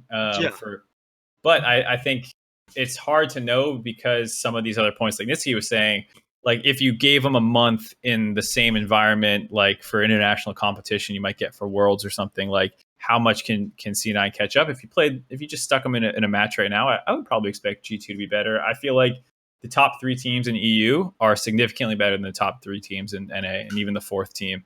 But would you at least like on the baseline concede that C9 is definitely a top 2 if you mix C9 with the top 3 of EU? Yeah, like it would probably, like you're saying, be G2, Fnatic, C9 somewhere underneath them, and then probably Mad Lions and Origin, and then also one thing I think that's really important. I think, for example, for us, like in our scrims, we just kind of win every game. So we think, for example, this matchup is good, or like this play style is good that we do right now. But like we won't play against G2 and they might put Maokai mid or whatever with TP, and then they might just match my plays, or they might do random shit that might kind of stop our play styles, which no one kind of does in NA. And at that point, I think it just depends on how we adapt to losses, I guess, because we're not losing that much. So that's definitely one of the reasons I mentioned like the whole month of scrims, because I had a pretty big conversation about this with a bunch of the analysts during one of your games. We were talking about just how like you guys don't have any competition and like how important competition is for improving, and we all agreed on some level that like you can get away with shit that you should not be able to get away with when you have this, and you have to be very, very careful to be very analytical of your games and post games and stuff to be like, yes, this worked because I'm better, but it's not actually a good play. And finding that line can be really hard for a team like C9 when they are crushing on LCS stage, they're crushing on scrims and stuff like that. Yeah, it's Nisqy. I'm not gonna lie, man. It's not even fair. It's not even fair. But other than that, I appreciate y'all having me on the show. Yeah, thanks so much. I got tickets for the finals in Texas. I was super heartbroken about the whole COVID-19 thing kind of ruining it. But congratulations, Nisqy. You are my hero. I've been waiting for this moment since 2013. So for a long time, dude. I couldn't really do anything. So I just had a party with my girlfriend and friends here yesterday. But I really enjoyed it. Probably one of the best days of my life. I sound like a clown. Joking, but I really love how you immediately followed up by calling in and telling Nisqy that he would get shit on by G2. No. I try to set some context. Yeah, I would be C9 super fan, just like Mr. TSM super fan McGee over there, But yeah, but I really appreciate y'all having me, and huge fan, Nisqy. Keep it up, man. You got my support the whole way. Yeah, have a good one. Thanks so much for the call. You'll take it easy. Bye bye. Yeah, see you. All right. Got a couple more callers. Joey Ride is just primed. Thank you for the sub. If you're listening to the VOD right now on YouTube, or maybe even the VOD on Twitch, maybe you're listening to the podcast and you think to yourself, oh, I have Twitch Prime. Oh, Mark's back with the guest. I'm just going to say you can come drop it. Dr. Manhattan is here. Dr. Manhattan, welcome back to the show. We've missed you, friend. Where are you calling from? I'm calling from Washington, D.C.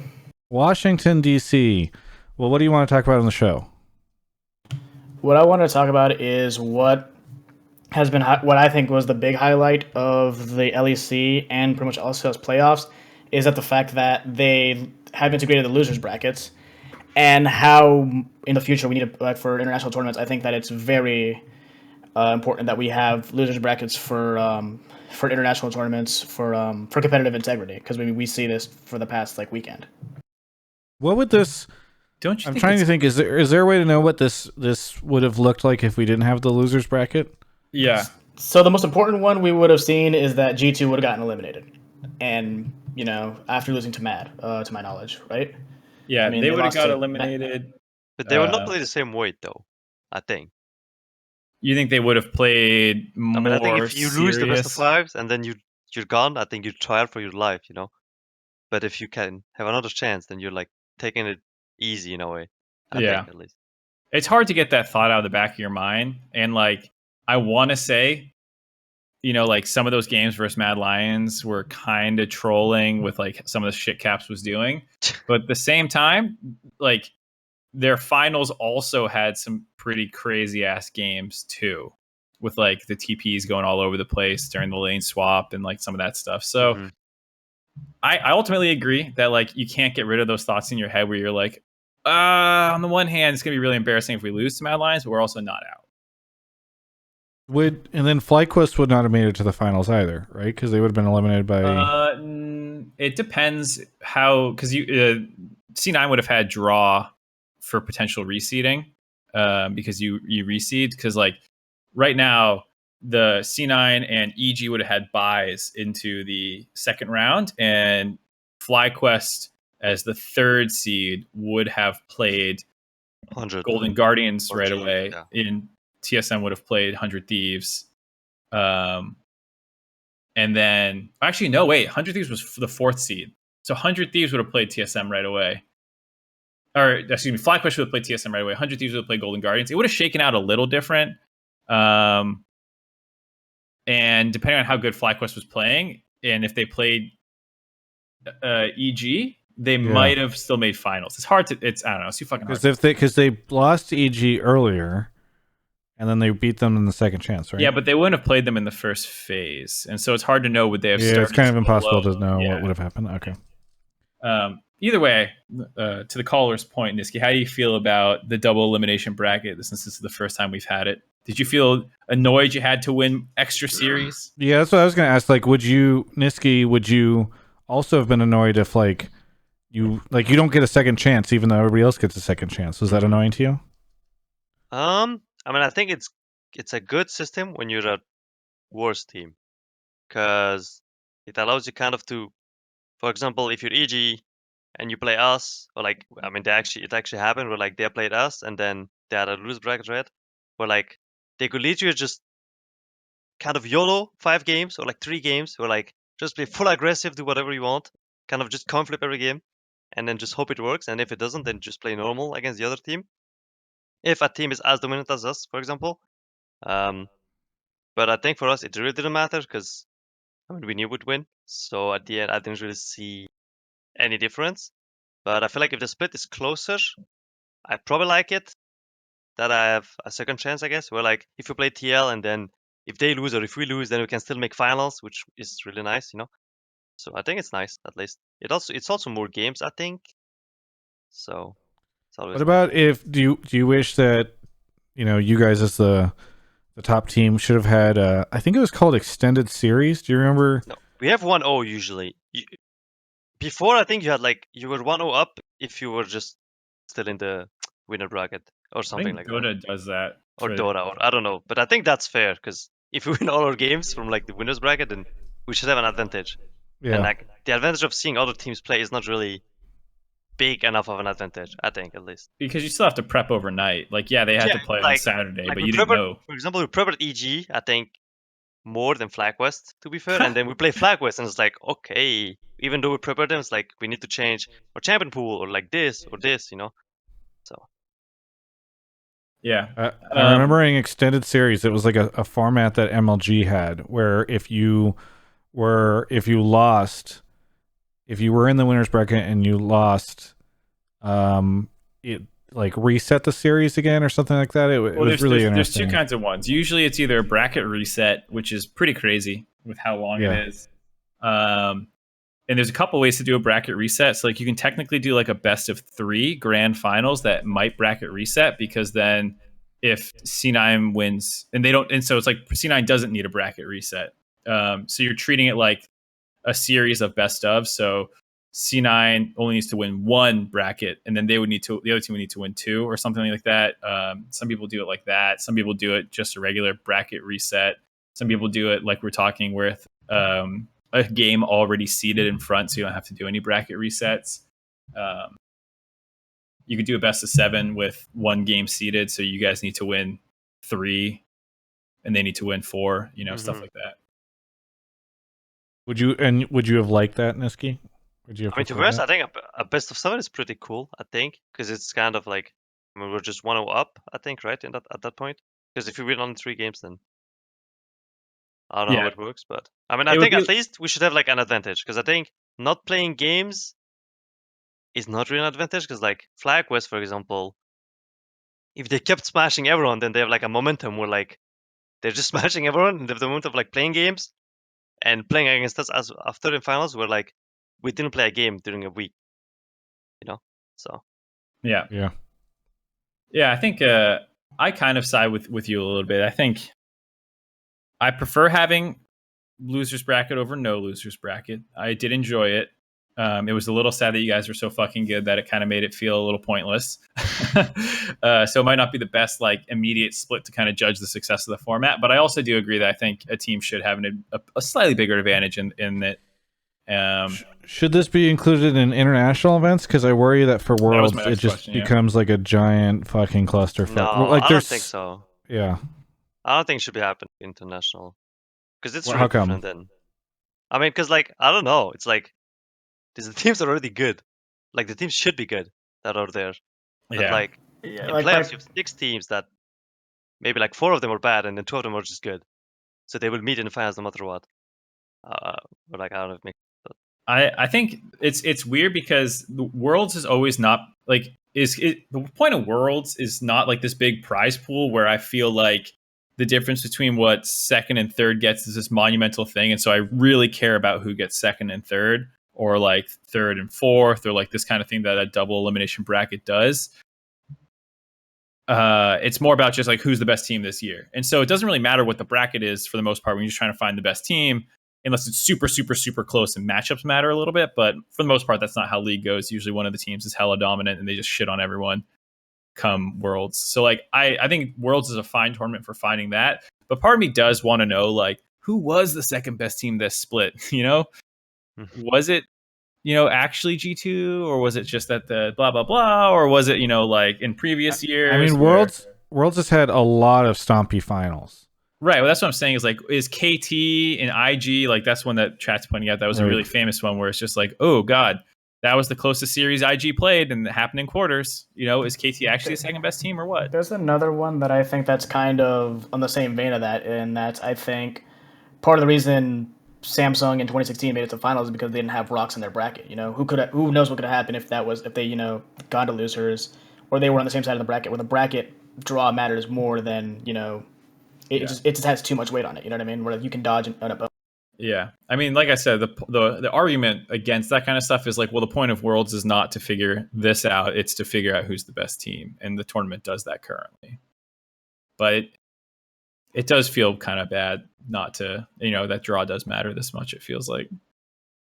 Nisqy, how do you feel having been to Worlds? And I think it's a fine format, to be honest. I don't think they should change. I think it would make it really weird, because it's like such a big competition as well. So like trying it's already something, so long. Yeah, it's like trying something first time in like the biggest competition that there is. It's like weird, but how do you feel about? This is maybe too much of a tangent, but I was gonna say for me the biggest thing to fix in air quotes with Worlds is the draw system. Yeah, I agree with that. Because I think it's a bit of luck. I think at least. Because come on, we don't need to pretend J Team is the same as the other teams in the second. But like, for example, Splice. Just take Splice. Like they're the third best team of Europe, and they got the freest group, for example. While G2 should have got like a hard group, right? Where like they have the second seed from NA, I think, and like they had you guys, and they had second seed from Korea, I think. Yeah, Griffin. So it's like Splice should have been in our group, and then G2 should have been in the other group, because I don't know. It's just, I think the drawing system is kind of weird, but that's how it is. Yeah. I think a lot of people have talked. We've talked extensively about the draw system on here. Yeah. Dr. Manhattan, any rebuttals on the Worlds or international stuff? I do agree that the group system does need a kind of change. I think it's more so I want to have the most hype finals possible. or like, so that's kind of where like my kind of thing comes from, or I want to know for a fact that this was the best possible finals we could have gotten versus they got lucky and now they avoid an opponent that could have beat them. Yeah. All right. Well, thanks so much, Dr. Manhattan, for calling in. Any final thoughts before we move on to our next caller? No, pleasure being on here once again. Sad I couldn't go to Dallas this year to see you guys win Nisqy, but it is what it is. Yeah, I mean, I always appreciate you calling in. Thanks so much for the call. Appreciate it. Have a good night. 2 more callers to go, and then we will wrap up. I'm chasing my most ever subs I've ever had this month. That's what I've decided to do. That's why I'm selling out so much, everybody. I think the most I've ever had was like 1,600 or 1,700. So. Kennedy is here. Kennedy, where are you calling from? Harrisburg, PA. How's it going in Harrisburg, PA? Have you seen the news? Not good. I mean, is it worse there? I haven't seen anything related to Harrisburg specifically.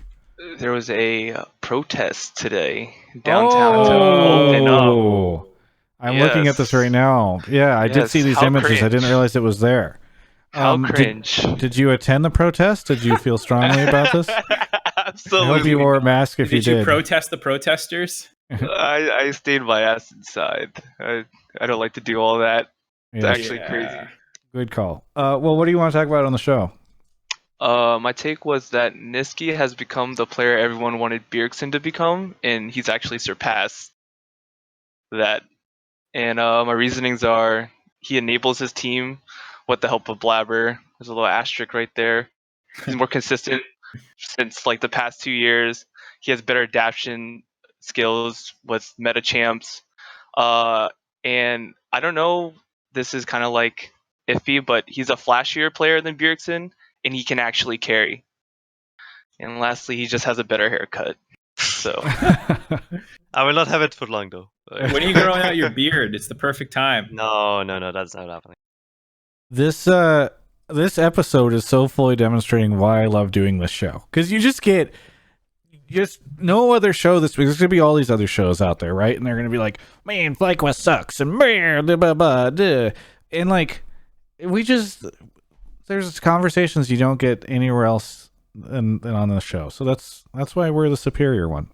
And now Nisqy can directly comment. Explain to us why you are better than Bjergsen has ever been, and you're the player everyone aspires to be, and why you hang out with the chillest dudes and wear the freshest clothes and etc. I mean, I don't know if I'm a better Bjergsen. I think our playstyles are way different, to be honest. I think he plays a way more controlled style. Usually doesn't die randomly, plays really with his team, has always like good wave management and blah blah, like all the good stuff that a player should have, blah blah blah. Yeah, like all the boring stuff, And then I think my playstyle is just way different, and I don't know. I think I've been good this year, specifically the spring split. I feel like last year I was kind of a bit more coin flip, I guess, in a way. So yeah, I think my playstyle has been working really well, and I think if that's what you mean by like better Bjergsen, where like he helps his team in like every way to just win the game rather than just looking good himself, I guess. Then yeah, I guess I am the better than There we go. Mark, do you think that's fair? Have people wanted Bjergsen to be this more collaborative player? I'll answer that once I get some more spicy stuff out of Nisqy. I want to ask a couple more questions. Man, you cannot.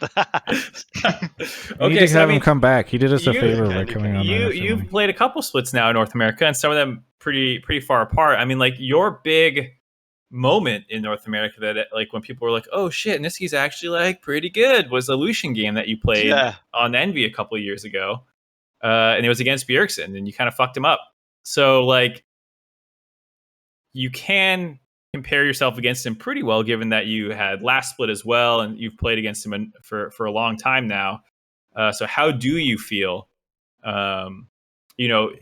how you've compared to him over the years? Do you feel like you've gotten significantly better? Has he like flatlined? Because I think that is a community perception right now that he was god tier compared to everyone else, and he hasn't gotten worse, but other people have kept up. So like, how do you see him a little bit?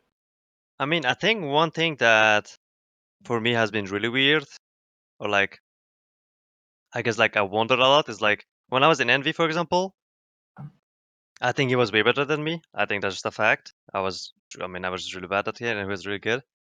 But I feel like over the years, his playstyle has not changed, I think, and he's been playing the same on every patch, kind of, or like safe, always there, like puts good damage, but like nothing flashy, or I don't know. I just think his playstyle is just wrong, at least for me, like the way I see the game, and he's just been the same for the last years, yeah. Which is good if you want just a consistent player that just never loses mid and just scales, and that's always there, But that's also, it's usually better for a team, I think, that a player is always consistent, but then you need carries on the other side, or else it will not work.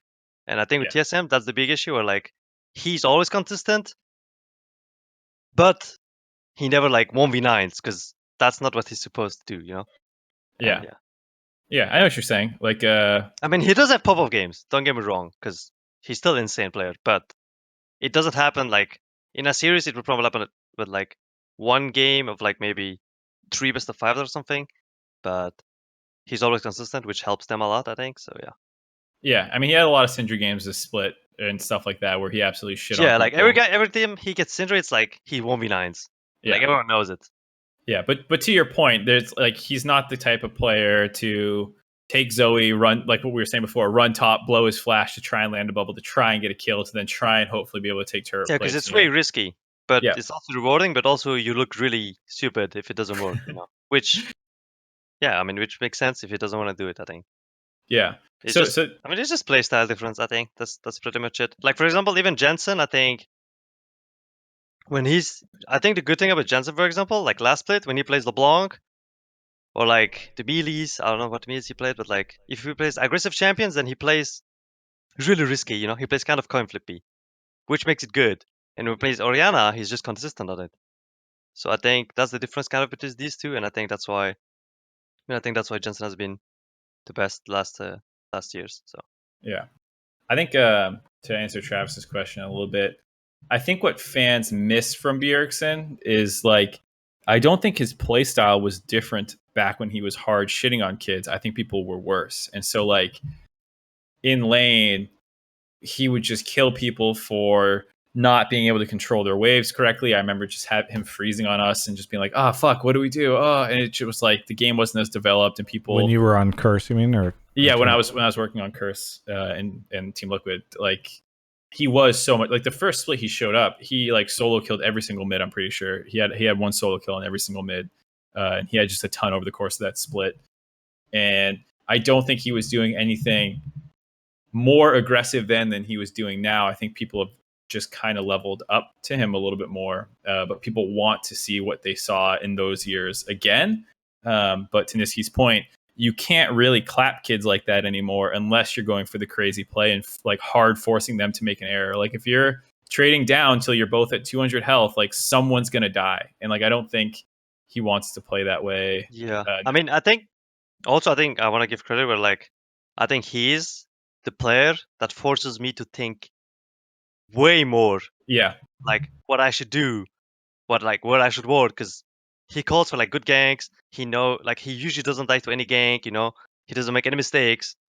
Where like I guess every player is like, I will push my wave because they're just giving me prio, and against him it's like he picks a champion who like actually can push main or makes sense against our comp. So I think it's just that's pretty much it. Hey, kind of off topic, but what you guys are talking about reminded me of this, where I've interviewed Jizuke twice now, where he has said he gets frustrated playing against LCS mids because he feels as though they tend to play pretty passive, or they won't try to fight whoever they're up against, and They kind of just like wait for their jungler, and I think he, coming from LEC, finds that kind of boring and wishes there was more proactiveness. You're scoffing. I feel like that was a scoff, what I just heard from you. But I mean, I think it's fair to say, but to an extent, I think he played that same style in Europe as well. And I mean, if you just watch our games in Copenhagen against them, like we just abuse the fact that he just plays aggressive 24/7. Where like my jungler just picks Carter and just came mid when he's 6 no matter what, and he just dies. So I think it's fair, but also I think it's just a bit delusional in my opinion. So delusional in what sense? On like, oh, he waits for his jungler, but like, if you can get ganked by the jungler, it means that you either made a mistake or you just say that your jungler is just worse than the enemy. Or like, oh, my jungler is not there, but yours is there. That's why you win. Yeah. Kind of thing. Whereas like, it's really weird because it's just a team game at the end. It's not like a 1v1 mid. We're like, oh, the better laner just wins. Yeah. So I mean, I totally agree with that. Like, he's probably a little bit too aggressive if he's like, these other people waiting for their junglers while I blindly push in over and over again, because that is kind of exploitable. But do you see any truth in his point about there being less aggression overall in North American games compared to European ones? I mean, yeah, I think, for example, if I play the way I play against European mid laners, they would punish me. Or like they would look for level 2 ganks, or they would pick champions that actually can push me in rather than, oh, I'll pick this because I can scale. Or like, when I pick Zoe here, people pick like Victor, here in NA. But if I do that in Europe, then Aurelia Sejuani, Gragas Yasuo, Kiana Elise, like just punishing by just picking a champion, which it makes sense in that way, in that case, I guess. But yeah, that's pretty much it. I think just to bring it back to Bjergsen a little bit, I think in general teams always try and take a little bit of the best team in their region. Like if you're getting hard shit on in scrims with someone picking Azir or Victor in those matchups, like people just naturally try to copy that a little bit, just because that's what they play the most. Even if they see these other matchups going on in Europe, they're not the ones getting punished by that shit, and so you kind of just play what punishes you. And I think for a long period of time, TSM and Bjergsen had been the dominant forces, and that was more their play style. And so one of the things I'm optimistic with C9 shitting on the region just now with such a different play style is that more teams try the aggressive play style. Yeah. Hey, Kennedy, thank you so much for the call. Anything you want to say before we move on to our final caller? I just had a question for Nisqy. Who do you think was what do you think was the problem with TL, especially two players that stuck out in my mind was either Doublelift or Jensen. But because I thought Jensen was the bigger problem than just Doublelift. Wait, this split or? Yes, this split. Oh, I just think they were just not a team. I think they were just kind of individuals. Where like Impact was doing his thing, Jensen was doing his thing, Doublelift was doing his thing, Korji was doing his thing. Like they were just all kind of 5 individual players rather than being all on the same page. And yeah, that's what I think at least. Because they're all really good players. It's just they didn't make any plays all together. Like they didn't make any plays as a team. They just won games because Jensen was popping off or Doublelift got 2 free kills, and that's it. Kennedy, thanks for the call. Thank you. We'll catch you next time. I always like to think of TL when they were like shitting on the region a little bit was like they're so good. It's just like talent. It's almost it's like they were all so good in lane and like in mechanic wise, and just they were playing a lot of champions that made sense. So it's like they were just winning, I think. Yeah, they're like a basketball team that was just like generically 6 inches taller than their opponents. So it's like they're not running crazy plays. They're not like super well coordinated. It's just like, well, I can kind of just shoot over you the whole game and dunk on you and get more rebounds. Of course I'm going to win. Doesn't matter what I do. And so that's why, I don't know. I definitely kind of see some of those points about TL and lack of proactivity. Mm-hmm. All right, last caller. Mark is off to gram. Thank you to Ferber2 for gifting a sub to TSM Bjergsen while we were talking about him. By the way, guys, he's not in the chat. He got gifted a sub. It said that in the chat. It said he got gifted. All right. Not just hanging out, doing his thing. All right, final caller, Dak Jamkin. Welcome back to the show. You've been on before, right? Yep. Where are you calling again from? Actually, small world. Wrightsville, Pennsylvania, which is about 30 minutes below Harrisburg, and I go to school in Harrisburg. So, was there also a protest in Wrightsville? No. Although I know people from Wrightsville that went to Harrisburg for the protest. What do you think of those people? What do you want to talk about on the show? They aren't very smart. What do you want to talk about on the show? I called in about LS and Double Lift's co-stream, and that their conversation over LS saying that communication is more of a weakness, and that if players had more diverse skills and were on the same page, they wouldn't need as much communication. And Double Lift's counterpoint that he thought communication was more important because realistically it's needed. And I wanted to know what Nisqy thought about that. Let me think about it a bit. I have a take, but I don't want to influence Nisqy at all, so I'll bite my tongue until he goes first. For example, in our team, communication is really important because we plan things a lot. We abuse summoners, we make plans for early games, stuff like that. So I do think communication is really important. But also, I think if the 5 players are on the same page, then you don't really need communication. In the matter where everyone knows what they have to do, and they played their comp 100 times over and over again, like Fevzara Khan, Galio, Camille, Sejuani or whatever. It's always the same game plan. You just cover at ball lane or whatever. At 6, you just go bot or top, But I mean, if you don't talk, what do you do? It's I think communication is important because it helps way more than just not saying anything and expecting your teammates to do what they should do. Also, I think communicating is always a good way because it also helps everyone get to stay focused into the game, in my opinion. So I actually kind of agree with LS a little bit more, and it's kind of splitting hairs depending on what you're talking about, because I totally agree with everything Nisqy said. But I've talked with a couple pro players, and I've heard sometimes where it feels like the coaching staff and in VOD reviews and stuff, too much gets attributed to lack of communication and not enough to just generic game knowledge, where someone not being top when they should, a jungler should be top prepping for either a dive or countering a dive or something, and it's oh, the top laner should have called me up there. Mm-hmm. And yes, you can fix it that way, but you could also just all know the game better and understand what the enemy's game plan is better, and kind of have more intrinsic knowledge. And that's one area I definitely agree with LS in, is that I have heard some, I guess what you would call horror stories about VOD review sessions in some teams where I'm yeah, I mean, the coach isn't wrong that communication would make it better. Communication is always good, but why does your player think this way?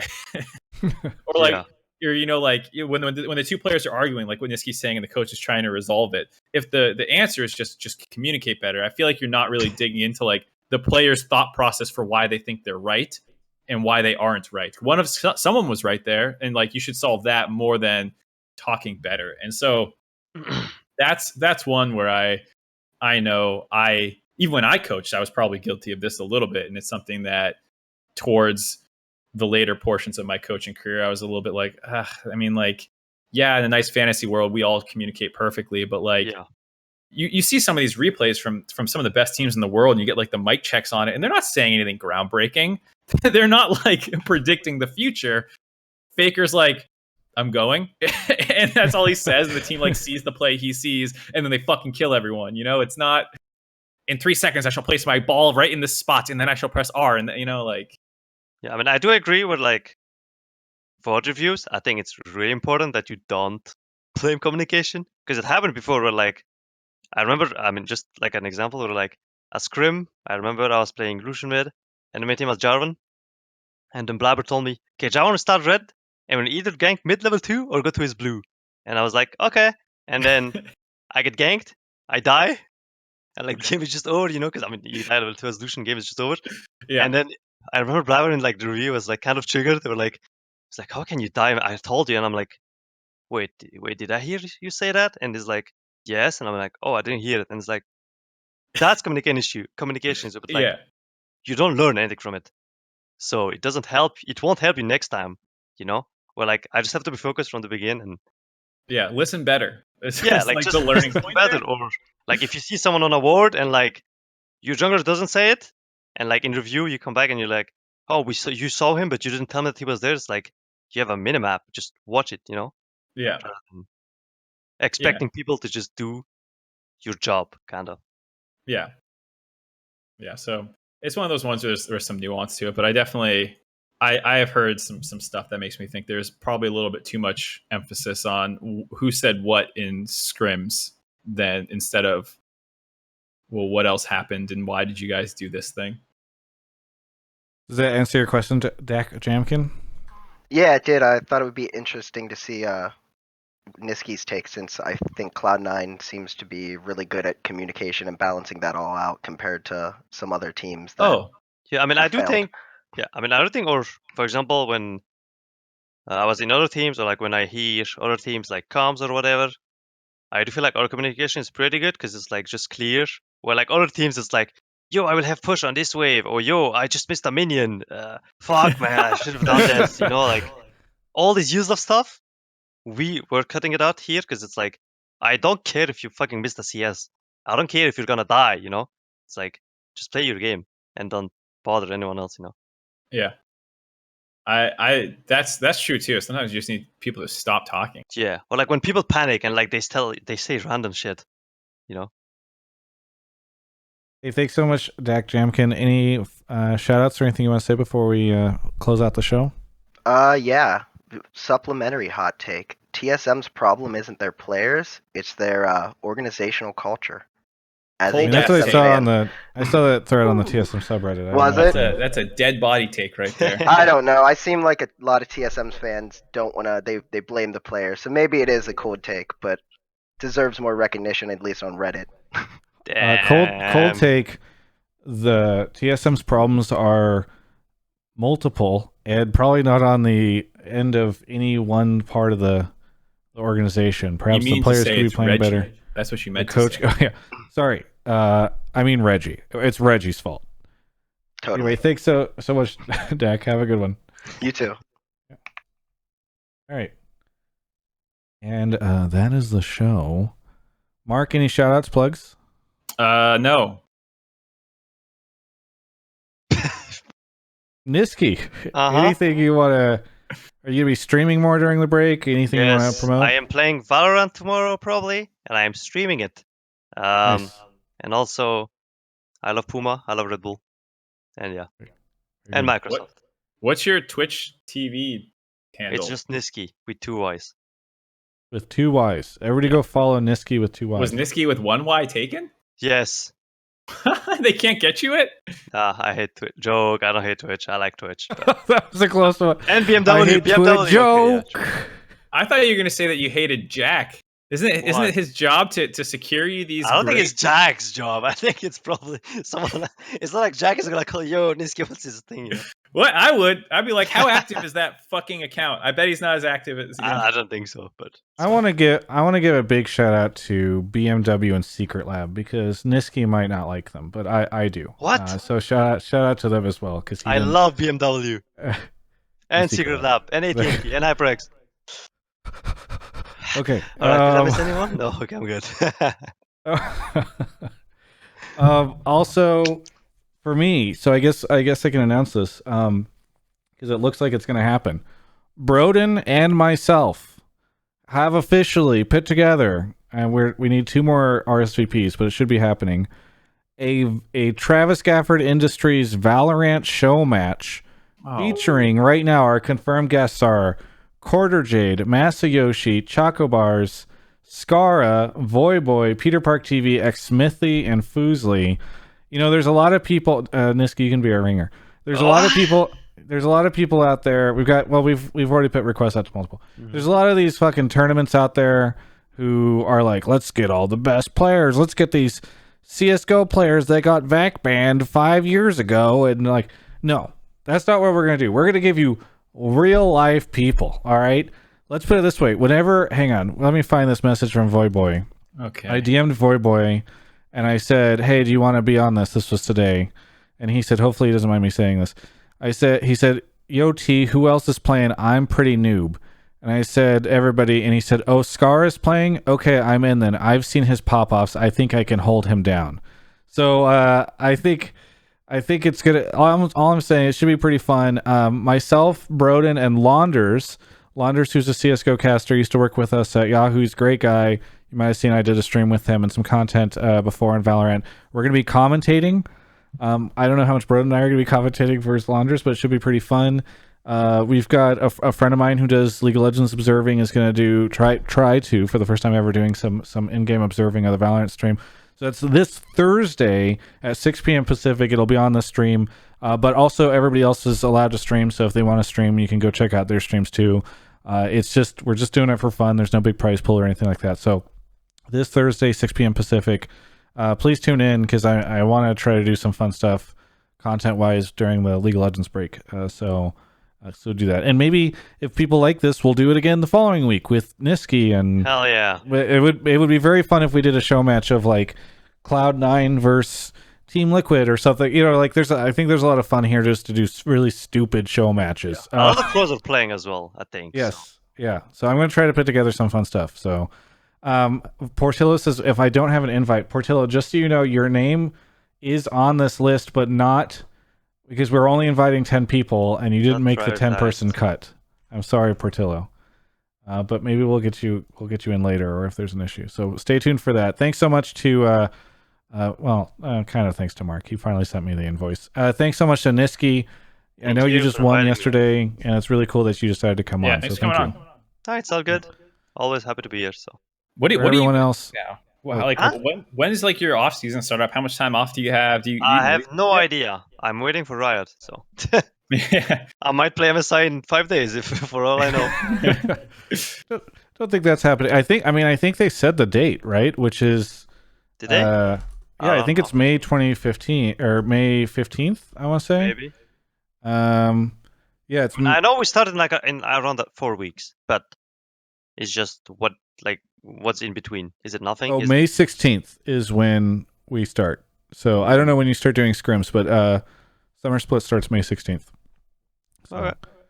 I mean, unless maybe they move it again because, like, if they are canceling MSI, maybe they don't need that break anymore. So then they do it. Then I don't know. You might be right. Maybe they'll readjust again. I don't know. Yep. All right, everyone. That's the show. Thanks for watching. Hotline League out.